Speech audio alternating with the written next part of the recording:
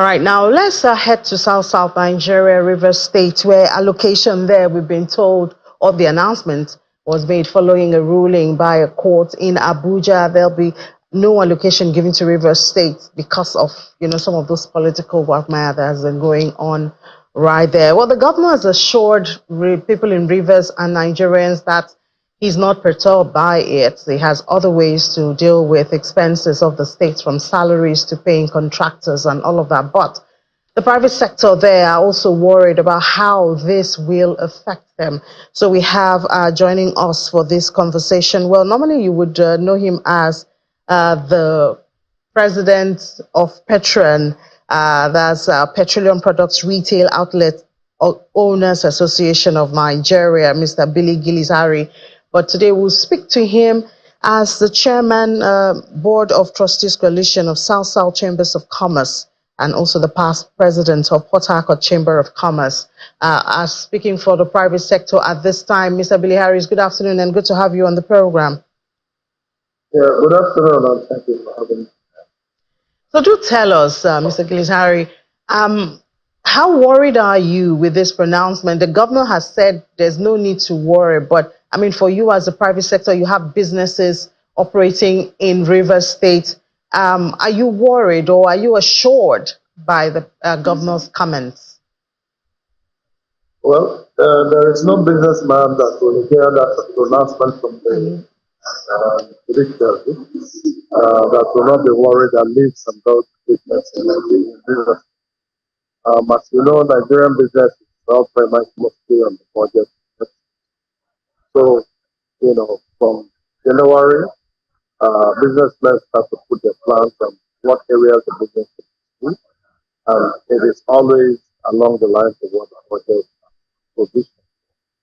So if there is for any reason funds that will come to the government that actually going to be the basis on which economic activity is funded and activated all year round, it is worrisome for us as business. However, we have had the governor come out and say we don't have any reason to worry. We encourage him to do as much as possible to get all of these issues out of the way. Let Rivers State have the kind of peace that is required for business to thrive, for the economy to thrive. So we are concerned, because at the end of the day, that budget is what is going to be the basis on which our own budgetary activities and business very much. What is the private sector planning to do? Do you have a strategy in place to help you deal with this situation? Well, actually, the Chamber of Commerce try to have a coalition of making up the organized private sector. We'll review what the activities look like. Obviously, we'll come out, with ideas of how we think we can contribute, to the stability of policy in Rivers. We will certainly need to take people. We need every warrant type to be assured. We need honesty and truth to just reign in the state and let the economy not be, translated based on these political, activism that's going on. So that's all we can do.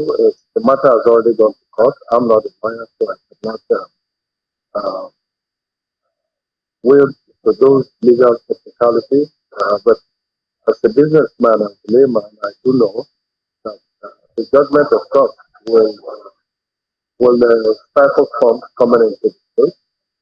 And so we hope that it will be resolved as fast as possible so that the economy do not suffer further,